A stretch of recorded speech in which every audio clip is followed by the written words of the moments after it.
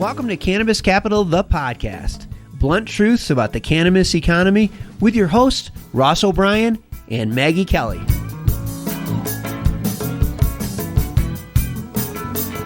Hi, everybody, and welcome to the Cannabis Capital podcast. I'm your host, Ross O'Brien, venture capitalist and author of Cannabis Capital, the book, and my colleague and co-host, Maggie Kelly, is here. Maggie, did I mention I wrote a book? You are shameless. Hi, everyone. We're so excited to have you here with us today. We have an excellent interview coming up with Peichen-Chang, co-founder and CEO of TCheck. But before we get started, we have our Cannabis Economy Challenge. This is a weekly challenge where submissions are read on the air. If you have one, listeners, please go to cannabiscapitalpodcast.com and submit your challenge.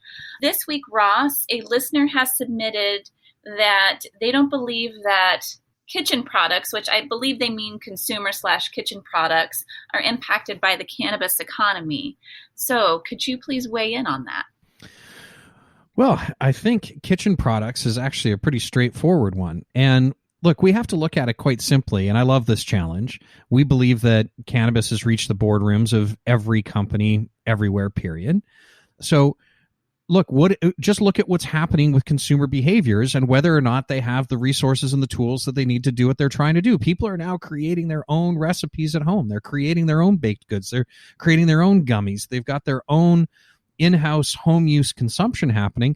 And the products that they have sitting on their counter today are insufficient to give them all the information that they need in order to make these things for themselves. Like a great example, today we're talking to Peichen. This is a handheld spectrometer that tests potency. I mean, that's now something that is going to be sitting alongside everybody's tools in their kitchen, along with measuring spoons and an oven in order to create their own brownies with their own potency that they're looking for. So I think this one's actually a pretty easy one. So thanks for the softball for one of these first ones. But so far, I'm happy to say I'm batting 1,000 on the Cannabis Capital Challenge.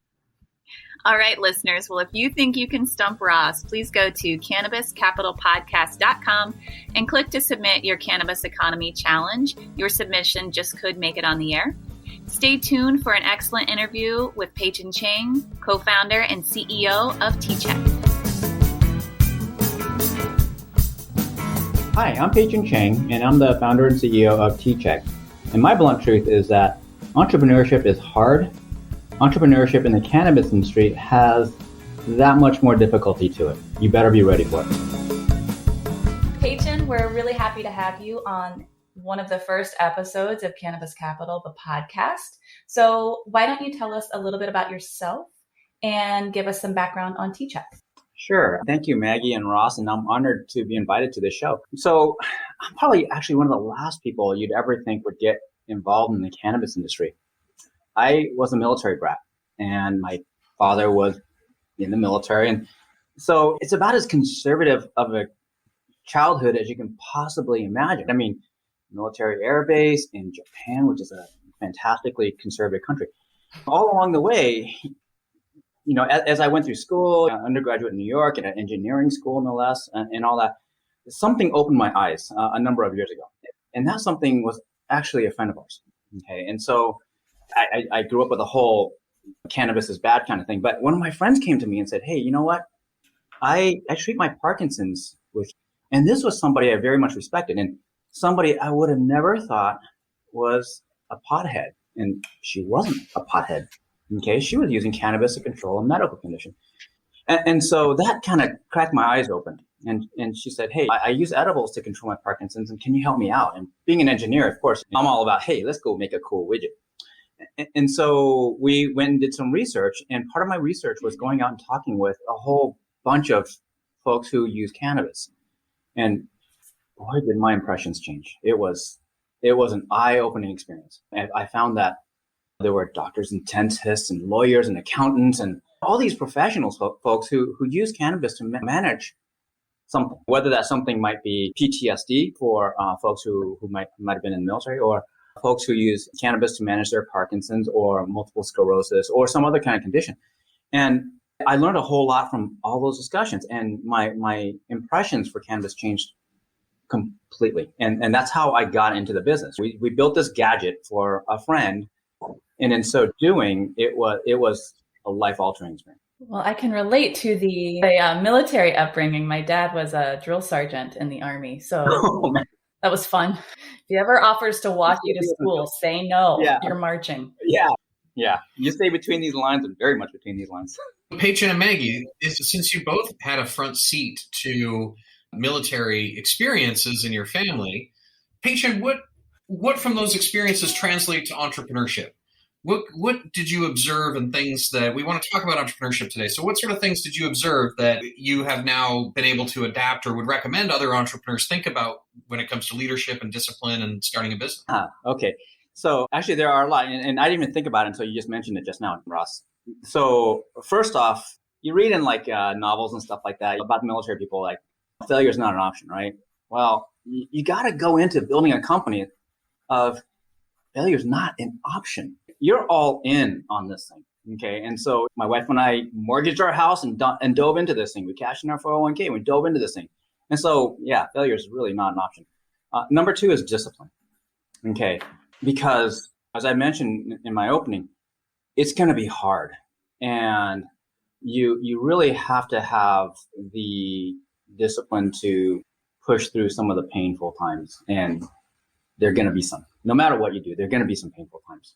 So we all have experiences prior to this cannabis economy entrepreneurship in starting companies. And Peichen, we'd love you to go through a little bit more about some of the companies that you worked on and the things that you learned that you now translate, because there's something to be said about veteran leadership and veteran entrepreneurship and applicable to these hard times.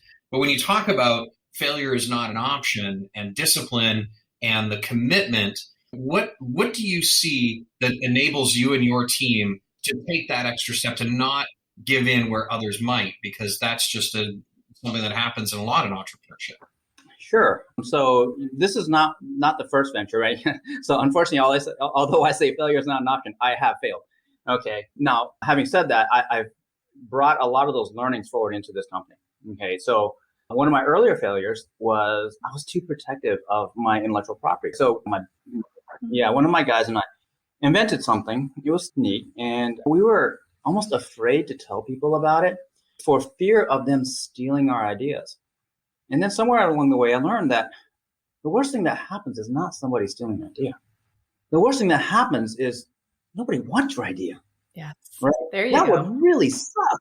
You spend all this time and energy building something and everybody's like, who cares? So you don't have a market. Okay. If somebody steals your ideas, now you have a competitor. Now, actually, competitors are good. Okay. Because they validate your market. I can go out and spend a whole bunch of money advertising. But if somebody else is out there advertising, well, guess what? There's two of us beating this drum. And especially when it comes to technologies that folks have never seen before, the more folks out there saying that, hey, this technology is needed, the more valid it becomes. And then your problem isn't convincing that people that, hey, you need this thing. It's convincing that, hey, my thing is better than their widget, whatever it may be. And so the message difference is very different. And so actually, I don't view competition as a bad thing. I view competition as a good thing because it uplifts the entire market. I hope everybody is taking a lot of notes on this because, Maggie, we get a lot of opportunities to invest in a lot of presentations. Yes. And one of the number one things that I look for on the investment side of the equation, and Peichen, you're validating this, is anybody who says there's no competition is like that's a complete, it's amateurish. You're lying or you haven't done your research. Yeah. Or your focus is too narrow, right? Yeah, you may not have competition in this tiny little bit area. Okay, that means you're not thinking big enough. If you think big enough, you're going to have competition. That's just the way it is. To solve a problem that doesn't matter, why does it matter that you're trying to solve it? I like that you brought up the apprehension about sharing your idea. Ross and I actually met at FAU. He taught entrepreneurship programming. I ran the actual entrepreneurship programming offerings.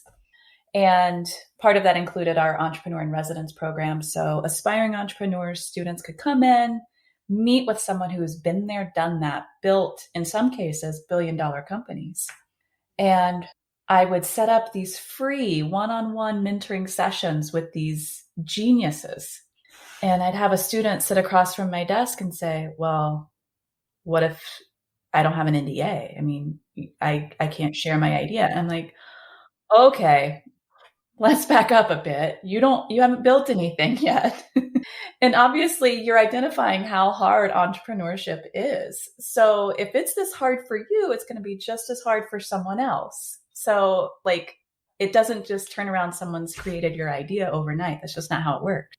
But it's sweet. So all of you aspiring entrepreneurs out there listening, just understand within reason, it's okay to share your idea, especially if it's someone who is willing to genuinely mentor you.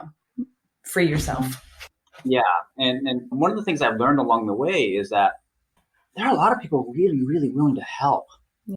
And sometimes they want to help just because in a way it makes them feel better. Because they know how hard it is. They know how hard it is. Yeah. And it just feels good to help people. And a lot of these mentors are just very much that way. I've also met some of these mentors. I actually have some of these mentors. And in one case, this guy's a billionaire. And so what do I have to offer him? Even if I make him $10 million, it's a drop in the bucket. He doesn't care about $10 million. And so it's refreshing, actually, and amazing to meet some of these folks who just want to help. And isn't that a testament, though, to this whole topic, Peichen, about how difficult it is? And you said, I have nothing to offer them, but these people know how hard it is and how rare that kind of success is. And to be able in some small way to help other entrepreneurs realize their potential, there's no dollar value you can put on that. It's actually positively impacting the world. And Maggie, I'm glad you brought up the university experience because I actually wanted to ask you, Peichen, something about your choices that you made early on and engineering. So, look, we're talking about how hard entrepreneurship is. We're talking about ideation and IP and that having a nominal value versus execution. So there's a lot of research now coming out of the Kauffman Foundation. There's a great book called Burn the Business Plan. And it turns out that there is almost no correlation to any entrepreneurship programs in universities and entrepreneurial success, with one exception, a degree in engineering. So talk to us about why you chose engineering, how that sort of was a part of your life plan to go into entrepreneurship and that sort of inception. Okay, I hope this doesn't come across as a bit racist, but I'm a Chinese guy. So as a Chinese guy growing up in a Chinese household, I don't get a lot of choices as far as my career path goes. Okay, I get to choose whether I'm a doctor, a dentist, accountant, or an engineer. Okay, and so being a tinker, I chose the engineering path, and so that way that met my parents' expectations of me, but having said all that, I'm very happy that I did, because the engineers of the world are the builders of the world. We're the ones that get to go, I wonder if I can build that thing. And so, like you said, a lot of ideas out there, but oftentimes, at least for our technology product, it takes an engineer to say, I think I can build that thing, and that's where it gets started. And how many other sort of engineers do you see coming into the cannabis economy now? It's very different from when we started to where we are today. Okay, when we started 6 years ago or so, I was looking for a software engineer to join the team to help us develop our product. And I remember this so well because there was this software engineer that was a recent college grad, and we offered her the position, and she turned us down because she didn't want to be associated with the cannabis industry. She would rather be unemployed than be associated with the cannabis industry. And wow, that was about 5-6 years ago. Today, at least in engineering, it's much less true. So we do not have nearly as many difficulties finding talent as far as engineering goes, finding talent. And so I guess back to the cannabis dimension of entrepreneurship, it's sometimes a little bit harder. And so this was something that I didn't expect when starting the company. It was like, there are people who don't want to work for us, not because we're not building an innovative product or salary or anything like that.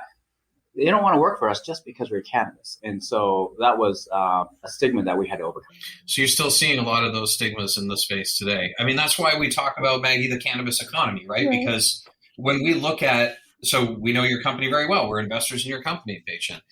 We don't see this as a cannabis business in the sense like you're building a spectrometer, a handheld device. And if you think about the demand for the person that was the inception of the company managing their Parkinson's, what a profound problem to solve with plant-based medicine and spectrometer technology as an engineering solution. Like, it seems like the perfect storm. And yet you're saying there's still this friction with some of the stigma being associated. Yes, absolutely. There's definitely still friction. I mean, the friction decreases a little bit every single day, but it absolutely is still there. Yeah. So I think, sorry, if I can just interrupt you, Peichen, just for our listener benefit, if you can give a little background on what TCheck actually offers to the market, like your products that you have. Okay, sure. Because you're actually solving a significant problem for individuals who have, different healthcare issues and need to actually know what they're putting into their body. So, sure. So we can roll the tape back to my friend, right, who was the genesis of this idea. So she was using cannabis to treat her Parkinson's, and she didn't want to smoke her medicine, okay, and she preferred edibles. Now, the process for making edible is that you take the cannabis plant material, right, you decarb it, and then you soak it into oil. Well, the cannabinoids, the good stuff, in the cannabis plant is very soluble in oil. It's completely insoluble in water. And so once you soak the plant, it's like making a tea. And once you've made this infused oil, you strain out all the plant bits and you have this nice rich oil to use. Now, the problem is that you don't really know how strong this oil is. The potency of the oil depends on a lot of things, right? Like how well you decarb the plant, how much plant you use, what the potency of the plant is to begin with, what kind of base oil you use, all that kind of stuff. And so she had a very, very difficult time figuring out how strong her edibles were. And sometimes she'd make a cookie and it was not strong enough. Sometimes she'd make a cookie and it was way too strong. And that's actually that was literally the question that generated the inquiry in the first place. Mm-hmm. She once took a cookie, it was too strong. She couldn't go to work the next day. And so it was a random experiment. And so she ended up having to allocate 2 days every time she made a batch. She'd have to make it on a Friday to ensure that the potency was right. And she'd have to experiment on herself to get the potency right. Well, a lot of us don't have that luxury of burning a weekend just to test our medicine to make sure that we get the dose. And so that's how this thing all got started. So now the device, TCheck, measures the strength of that oil. So you know exactly how strong the oil is. Therefore, you know exactly how strong your cookie is going to be. Now you can dose with confidence. Brilliant. So, Peichen, you were talking about some of the stigmas and identifying talent.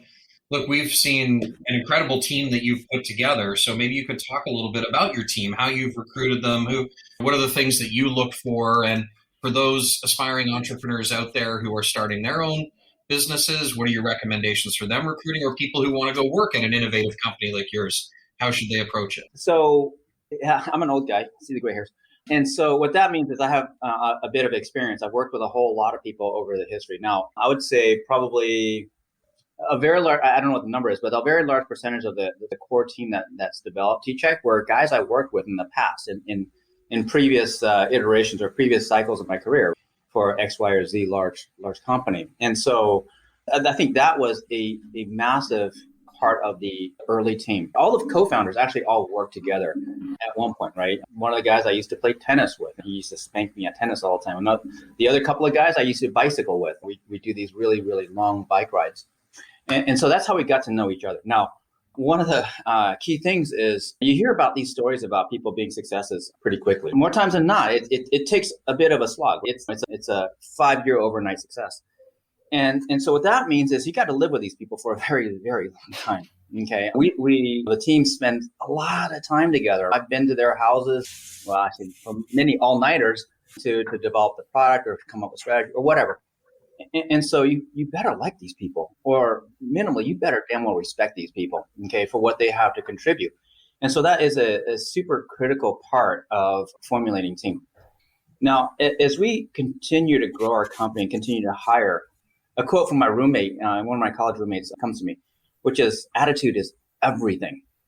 Okay. And so nowadays, when I'm looking at resumes or looking at whatever, the most important part is attitude. Are you a learner, right? Can you get through difficult or solve unknown questions, right? Because some of the problems that we have to solve are amorphous. We don't even know what the real question is. And so you have to figure out what the question is, and then you have to force your way through it. One of my, I guess, secrets, maybe you can say, is that when I'm looking at a resume for an engineer, one of the most important things I look at is whether they have Udemy or Coursera or something like that on their resume. Because what that shows to me is that they have a genuine curiosity and they want to learn on their own. And they spent their own time and money to go learn. Now, those courses are cheap, right? $10, $12, $30, whatever. But they took the time, they invested their own time to learn something new. And in this industry, there is always something new. I mean, heck, you can't turn around and find that, the scientists have discovered a new cannabinoid, or they've figured out what the cannabinoid does to the endocannabinoid system in a person's body. So the technology we're building, the science that we're learning now, it's not in the book.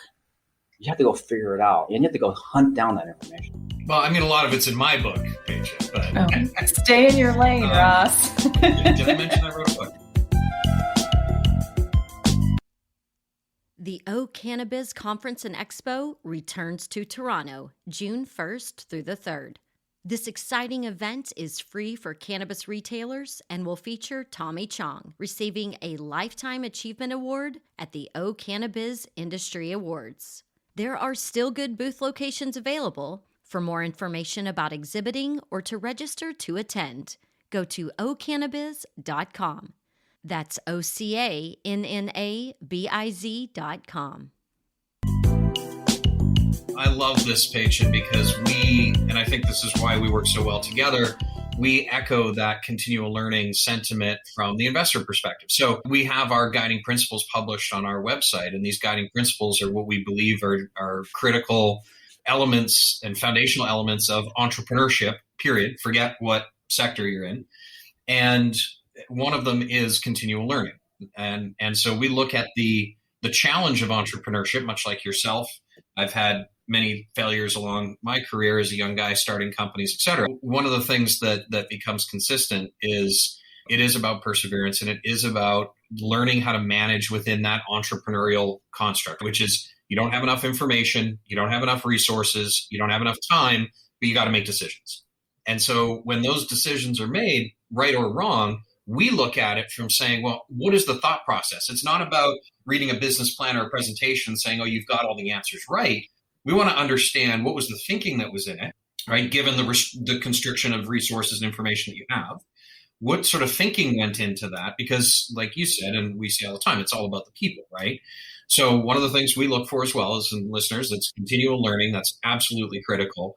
But we also look for a level of humility, right? Where if you challenge assumptions or challenge concepts, and I'd like to understand, Peichen, how you manage a team of really smart, successful, experienced people, when you have to challenge assumptions and have to unwind things, and people can get defensive and people can, have disagreements. Like, how do you manage those dynamics? Because that's really the day-to-day battles that are fought in the four walls of any startup company in any sector. Again, I want to say gray hair helps. I can think back on my early career where I was an unproven engineer, and my perceived value was the stuff I had between my head, how good my engineering skills were. My boss might have perceived it differently, but that's how I perceived my own value. And so I didn't want to be wrong. I never wanted to be wrong. Okay. And so that caused me to dig my heels in sometimes when I shouldn't have. The gray hair helps because now I'm like, if I'm wrong, I'm wrong. What are you going to do to me? And my value is not so much the engineering or technical knowledge in my head, but my ability to get through problems. And so one of the most difficult things to do is asking the right questions. And if you ask the question the wrong way, you can get a predetermined answer. And so you have to have people around you that are willing to ask very, very uncomfortable questions. And as the leader of an organization or department or whatever, you got to be willing to be wrong. And if you're willing to be wrong and acknowledge that somebody else is right or smarter than you or whatever, I think you can get to a whole lot better solution. Sounds a lot like Bonaventure, Ross. And also for the manager, you better not kick your team's ass for being wrong. That is like the absolute no-no. Okay. Bad decisions will happen. As long as those bad decisions don't kill the company, you keep on moving. So let's talk about fatal decisions and the company life cycle. You've got the gray hairs. I'm soon to be no hairs. We're somewhat getting a veteran status within the cannabis economy. And there have been so many companies that have come and gone in a very short period of time. And Maggie and I were just talking the other day about there tends to be this presumption that just because it's a cannabis related business, it's guaranteed to succeed. And a lot of our background has been in healthcare prior to being cannabis, like yourself. And the failure rates in startup entrepreneurship and medical devices is extraordinary. So why do we expect, or from your perspective, why is there this idea that every cannabis business is going to be a wild success because people love cannabis and there should not be any failure? Oh, boy. So we have some assumptions. And look, this is one of the things we're trying to discuss in this forum, is have these conversations around the reality and the truths of what's really going on. We came away from one of the big industry conferences a couple years ago saying everybody was walking around in love with cannabis and as if that gave them a free pass in business, that they didn't require it. And there's this tension, right? There's this tension of advocacy acumen versus business acumen. Now, we wouldn't be here if it were not for these really tremendously effective grassroots campaigns of getting cannabis legalization on the ballots in communities, et cetera. But we look at that as not a free pass that these same people can just go start any business they want because it just happens to be cannabis and it's easy, because we've just had a whole conversation around how it's hard, how it's not easy. So we're starting to see a real bifurcation between advocacy acumen and business acumen. And how do you see that competition-wise? How do you see that in the people you recruit and the partners that you have? This is something that I think is really going to be painful as a transition for the cannabis economy, to accept that these legacy advocates who did a great job in that swim lane are going off and starting all these businesses. And we're starting to see now a lot of them are falling apart. At the end of the day, it's a business. And you have to keep that in mind. Just because you love something or because this market space happens to be sexy at the time or there's a lot of excitement around it, at the end of the day, you're still running a business. You still have a profit and loss statement. If you're not making a profit, you're going to die. So you got to come at it with that perspective. At the end of the day, you have to build this creation that has to be self-sustaining, okay, and it has to grow.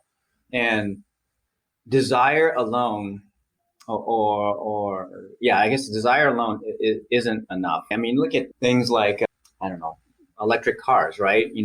Everybody wants an electric car, right? The U.S. government says we're going to mandate electric cars, all that kind of stuff. But at the end of the day, you still have to build a profitable car company. There, no doubt about it, there is a need out there. 100% agree. Okay. But 10,000 other guys in the next door also sees that there is a need out there, and you're going to have to compete with them. Okay. And you're going to have to build a business model that can beat those guys. So I think you have to keep in mind you're building a business. I can't stress that enough. And experience matters. There's a lot of business enthusiasts out there, like there are car enthusiasts. I'm a car fanatic, but it doesn't make me the right candidate to go start the next Tesla. Yeah, exactly. Or build a used car dealership. It won't make any sense at all. And almost in a weird way, too much enthusiasm kind of clouds your judgment a little bit, because then you'll come on and think, of course, everybody loves this stuff. Why wouldn't they love this stuff? It's obvious. But, well, people are different, and you have to figure out what it is they need and how to message that to people. I ended up getting an MBA. And so I'm going to say that's one of the more valuable experiences in my life, because you got to be able to figure out how to build a P&L and manage that P&L, and then build that balance sheet and manage that balance sheet and cash flows and all that kind of stuff. And so you have to make decisions that are not necessarily based on emotion, but based on logic. Just because you love cannabis doesn't mean you need to be able to give it away for free or whatever. You have to be able to sell it for profit. And that's the underbelly of passion, right? So we talk about passionate entrepreneurs. And yes, I absolutely, one of the things we love about working with you, Peichan, is you're committed and passionate and have a long-term approach to solving really big needs. But passion is an emotion, which you just said, right? So you have to have that balance, right? Of some element of passion, some element of acumen, some element of experience, some element of innovation. It's like your friend's recipes making the cookies and the brownies. You get one out of balance, and the whole batch is not going to be effective, right? Yeah, for sure. Yeah. So this is really interesting, and I think the key takeaway is we always come to the same sort of point in these conversations, right? It's that this idea of this irrational exuberance in cannabis, right? The green rush, this frenetic, everybody's starting every business, blah, blah, blah. Like, that's fine. That was expected. And I think part of the landscape when you do have a regulatory change, which is the opportunity here, right? It's the regulatory arbitrage of legalization. But when the dust settles, as it will in any segment, it's really the foundational entrepreneurial success stories that are going to survive. And entrepreneurship, like you said, the number one rule is don't die, right? Like, don't run out of money. That's all it comes down to, right? And I think we've struggled a lot with a lot of players in the space, really cutting through the top line assumptions and actually peeling back the proverbial onion and getting to like, well, what are the foundational merits of this? What are the constraints that we're operating with? Because we view constraints as a positive. Like, constraints will give you the parameters with which to operate in. A P&L is a constraint. A cash flow is a constraint. Your balance sheet and your indebtedness or your leverage and your assets and liabilities are constraints, and you've got to operate within those. And I think, Maggie, that's the big thing that we always talk about in our four walls. Like, it just gets down to fundamentals. And we're really hoping that these conversations can bring back to the fundamentals of business and the fundamentals of entrepreneurship, and then layer in the dynamic that is this tremendous opportunity in cannabis. And to your point, Exactly. Peichen, with much of the people rushing in, I think we look at it as it was inevitable, but we don't necessarily see it being the only rationale to be in the business is just because, like, here's what I'm trying to say. If an entrepreneur comes to us, like Maggie, we were just talking about this with one of the presentations, and they want to spend 5 slides talking about how big the global cannabis economics are going to be, we're having the wrong conversation. Exactly. Like, we are fully committed to investing in cannabis. We have a fund committed to that. We don't want to have a conversation around the billions and billions of dollars. We want to talk about execution. How are you going to get there? What is your plan? How are you going to put your team in place? It's just refreshing to be able to have some of those conversations and to see what you've done with your team and your company, Peichen, and being able to, really put the building blocks in place. It's a marathon, not a sprint. It's somewhat rare in this space, I would say. So that's a good segue, Ross. Peichen, if you wouldn't mind giving our entrepreneurs what's limiting you to one, but one piece of advice for entrepreneurs who are listening, and also a piece of advice for investors who are also listening, because we're talking a lot of what Ross is saying is coming from the perspective of he's sitting in the investor seat and he's sitting through the presentations and he's trying to get to the nuts and bolts about what a company or an opportunity is actually about. But there are also some investors who aren't quite as savvy as perhaps a company would like. So I think that for that community that might be listening, I think that there's probably a bit of advice that you could share that they could find helpful. But if you could kick off with what is a piece of advice you have for entrepreneurs listening? Okay, actually, before I answer that, can I add on to what Ross just said about constraints? Because Ross talked a lot about constraints for resources, whether it be dollars or whatever, or even people. What kind of access do you have to people, whether it be employees or mentors or whatever? But there's also more constraints that may not be as obvious. Okay, emotional constraint. How much emotional roller coaster can you endure through this whole process? Because there's some amazing highs, but there are also some amazing lows. What kind of constraints is your family going to be able to place on you? I am amazingly fortunate because my wife supported me through this whole thing. I mean, look from just a pure financial perspective. Look what we've done. We've cashed out our 401k. That's our retirement plan. Gone. Okay. We've mortgaged part of the house. Okay. We're putting our house on the line for this darn thing.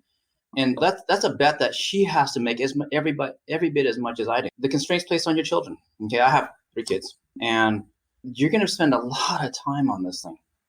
And we ended up pulling many, many all-nighters, which means I don't get to be there for my kids when they come home from school or whatever. And so those are some of the other constraints that you got to realize that may not be as tangible, but are very, very much real. And last but not least, your own health. This is not an easy path. And so your health might take a beating, right? You might not get to go work out as much as you do, or maybe you might have to work out more just to blow off some of that steam.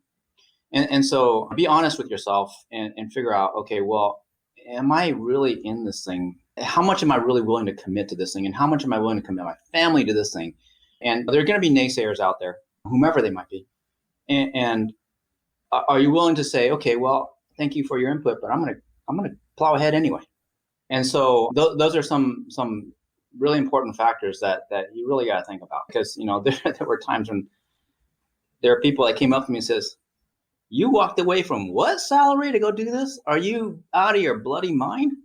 And I'm thinking, yeah, because we're making the world a better place. We're helping people out, and at the end of the day, there is a pot of gold at the end of the rainbow as long as I'm willing to keep on digging to get to that pot of gold. I tell myself, I guess 2 things, or maybe I should say one of my I don't know, people tells me this all the time. One of them is just tell yourself it's going to be okay. No matter how hard it is, it's going to be okay. And she tells me this all the time, and it does get you through, at least got me through some of the harder, more difficult times. And then the last one is don't ever give up. Just keep going. There's that cartoon going around where this guy's digging a tunnel, and he's like 2 inches away from that bowl of, or that pot of diamonds or whatever it was, that pot of gold. And he just gives up. You never know how close you are, but you got to take one more step. Yeah. So I guess my piece of advice to entrepreneurs is don't give up, right? It's going to hurt a hell of a lot, but don't give up. If you really believe, take one more step, just one more step, and see how far you get. Oh, Peichen, you got me a little verklempt on that. I think that's brilliant advice. So Peichen, thank you for sharing that. It's actually something we talk a lot about as well, how important it is. My personal experience, if I can relate, I can certainly relate to it as a never married, no kids, put everything in, had a lot of, there was a very high cost for me personally to continue to persevere my dreams of building my company, physically, mentally, relationships, financially. And I was reading a quote, I'll have to think of who it was from. It was talking about to your comment, Peichen, like everything will be okay. The quote that stood out for me is that the quote of "This too shall pass," but in a balanced perspective. This too shall pass applies to both the highs and the lows, and there is a constant undulation, and it's finding that frequency within those parameters that allows you to succeed. So, funny story: I was playing golf with one of our partners, Bill, and a couple of other business partners out in LA, and we were getting to know somebody and was talking a lot about my story. And the gentleman who was hosting us said, within earshot of Bill, said, "Oh, Ross, you sound like one of those 10-year overnight successes." And Bill chimes in and says, "Well, it was 15. He bogeyed that too." So yeah, we're either too dumb to stop or it's paying off. So Peichen, I love what Maggie was asking as well. If maybe we could wrap up on this. We look a lot at the entrepreneurs and we look a lot at the investors, and that's 2 sides of the equation that when it's symbiotic, like our relationship, great successes can be had. You've met a lot of other investors out there in the growth of your company. Do you have some sage advice like you've just shared with us for entrepreneurs that you'd like the investors out there to hear? Most definitely. Okay. They call them vulture capitalists, and we've certainly met our share of vulture capitalists out there. And so for the entrepreneur, okay, I guess for the investor too, not all investors are created equal. And just like the team that you're building, the investor is part of your team. Make no mistake about it. Okay. They are very much a part of your team. And if you go into an investor thinking, I'm just going to get some money from them, and they'll just wait until this little pile of money turns into a big pile of money. Is that the right investor you really want? No, and you really want an investor to help you along the way, to be a sounding board along the way, because most of these investors, they've been around the block a couple of times, and so they've seen a lot of stuff, and so you got to look at them as part of your advisement team, or literally part of your team, because otherwise you're giving up equity in your company for a little bit of money, but whereas you can get a whole lot more than just a little bit of money. I mean, look at Ross. I mean, you and I have been working together for some time now, and look what you brought to the table, right? Yes, you've invested money, and we really much appreciate that. But look what else you've brought to us. You've supplemented our marketing team. You've helped with the accounting stuff. You've helped with introductions to other folks in the ecosystem. It's a whole hell of a lot more than just some money, and that cannot be ignored. Well, thank you. That's a great endorsement. We enjoy working with you as well, Peichen. And as the VC on the call, we hear that term vulture capital. And I think in this sector, it applies more than anything to inexperienced investors. And from what we've seen, those investors that tend to be tagged as vulture, or making commitments and not funding them, or trying for like really creative oddball structures and overreaching on valuation and things like that, those tend to fit those individuals and those firms that we've come across, are typically, this is their first rodeo, right? They're excited about cannabis. They want to put some money to work. They think being an investor is the way to do it. But we cut our teeth for, like I said, almost 15 years in healthcare and other sectors, and entrepreneurship and investing and managing transactions. I mean, that muscle memory matters. And I think when you see that, because we look at the relationship the same way you described it, Peichen, it's a partnership and it's for the long term. So if we're not otherwise adding value beyond just the money we put in the companies, we're not doing our jobs. I'm so happy to hear you say that. We have turned away other firms, if you will, because we felt that wasn't a good fit. Their goals were not in alignment with ours. And so it was painful to do that, right? When somebody sticks a big check in front of your face and says, here, it's hard, especially when you only have, I think it was only a few $100 in the bank account at the time. and it's really, really hard. But for the best thing, as a CEO, you have to do what's best for the company. And while it may have helped us through a very short, difficult time, it wasn't best for the company long term. And so we said, I'm sorry, this is not going to work for us. We have to restructure it differently. I love to hear you talk about that, Peichen. We've done the same thing. When we talk a lot about having to make what it means to make a payroll on a Friday, and what it means to have to run companies. And personally, I've gone down that path as well, and never once regret. And yes, the money seems exciting and a solve for the problems, but there's usually some other issues that need to be addressed. And if you take the money off the table and you're very sanguine about it and look at what's happening, you have to have that kind of discipline and conviction. I think that's really great advice for the aspiring entrepreneurs out there that are listening to this. It's experience matters, I think, is the key takeaway of this conversation. And experience matters with your investors as much as your team and your entrepreneurs. Peichen, thank you. What a great conversation. And I would say, just for everyone that's listening out there, the thing that's really tremendous about this is that it's really authentic. We're having conversations that we've had outside of this format of a podcast. It's really how we think about working together. And I hope that those of you out there that are getting some insights from Peichen in this conversation can get some benefit from that. Peichen, thank you so much for your thoughtful responses. And anytime you've done anything like this with us before, it's just always been a great experience. And your perspectives are very much appreciated. I'm a founder myself, and my mentor is also my boss. So I really appreciate a lot of your feedback and the perspectives that you provide. Thank you. And I got to say that I also don't get to have these kinds of conversations with my investors. Yeah. And so thank you for this opportunity.